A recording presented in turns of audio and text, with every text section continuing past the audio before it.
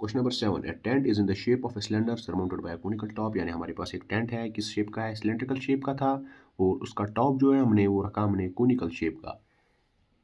If the height and the diameter of the cylindrical part are 2.1 metre and 4 metre, यानी height जो हमारे पास cylinder की है वो है 2.1 मीटर और डायमीटर जो है वो है 4 मीटर। अगर डायमीटर 4 मीटर है तो रेडियस कितना होगा 2 metre.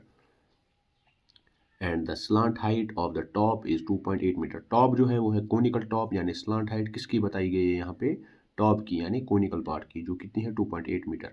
Find the area of the canvas used for making the tent, यानी हमें इस कोन का जो है कर्व्ड सरफेस एरिया निकालना है और सिलेंडर जो है इसका भी कर्व्ड सरफेस एरिया निकालना है, क्योंकि ये जो सिलेंडर का ऊपर वाला पार्ट है वो अंदर की ओर आता है, हमें खाली बाहर का एरिया निकालना है, क्योंकि हमें बताया गया है area of the canvas used for making the tent. Also find the cost of the canvas, और हमें निकालना है कॉस्ट भी कैनवस का, जितना कैनवस हमें यूज़ हुआ है टेंट बनाने में, एट द रेट ऑफ ₹500 पर मीटर स्क्वायर। अगर 1 मीटर स्क्वायर के लिए ₹500 लगते हैं तो टोटल कैनवस जो है उसको बनाने में कितने पैसे लगे वो भी हमें निकालना है। और यहाँ पे नोट भी दिया गया है हमें क्वेश्चन में, note that base of the tent will not be covered with canvas. ये तो हमें पता ही है, बेस जो है वो कैनवस से कवर्ड नहीं होगी, वहाँ पे हम कुछ फ्लो या कुछ शीट वीट लगा के रखते हैं, आपको पता ही होगा टेंट्स में, या कुछ भी नहीं लगा के रखते हैं, सीधा चेयर्स रखते हैं ग्राउंड पे। तो यहाँ पे जो फार्मूलाज यूज़ होगी इस क्वेश्चन में वो यहाँ पे लिखी है मैंने। सबसे पहले हम लिखेंगे height of the cylindrical part जो कि हमें दी गई है क्वेश्चन में, वो कितनी है 2.1 metre. Slant height of the conical part 2.8 metre, ये भी क्वेश्चन में दिया गया है। Diameter of the cone, diameter of the cylinder, ये बराबर ही होंगे क्योंकि हमने इस कोन को बिल्कुल सिलेंडर के ऊपर रखा है, जो कि कितना दिया गया है 4 मीटर। अगर डायमीटर 4 है तो रेडियस कितना होगा, रेडियस होगा 4/2 यानी कि 2 मीटर।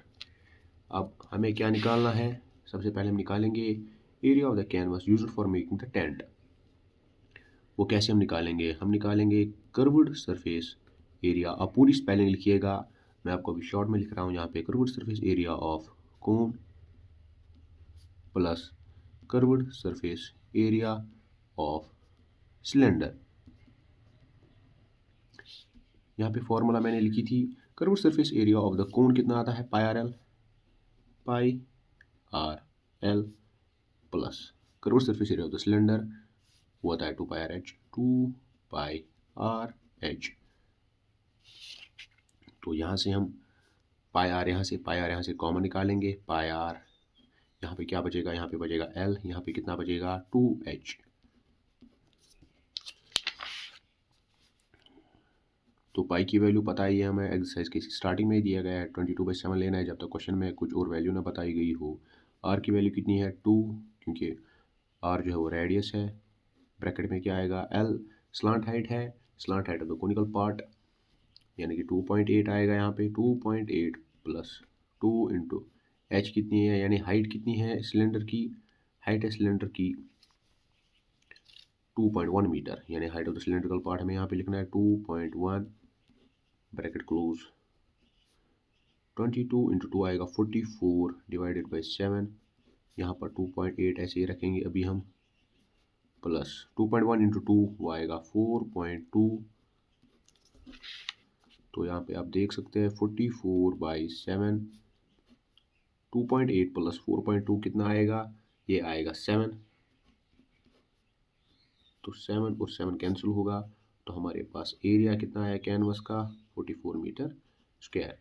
अगर 1 मीटर, यहाँ पर देख सकते 1 मीटर स्क्वायर के लिए अगर 500 रुपया लगे तो 44 मीटर स्क्वायर के लिए हमें कितना पैसा लगेगा 44 इंटू 500।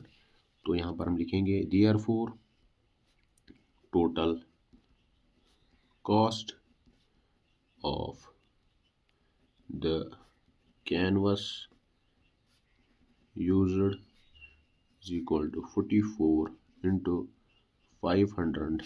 वो कितना आएगा, कैलकुलेटर में आप कैलकुलेट कीजिएगा, वो होता है 4 इंटू वो आएगा 22,000। यहाँ पर आप रुपीज़ भी लिख सकते हैं। Thank you so much.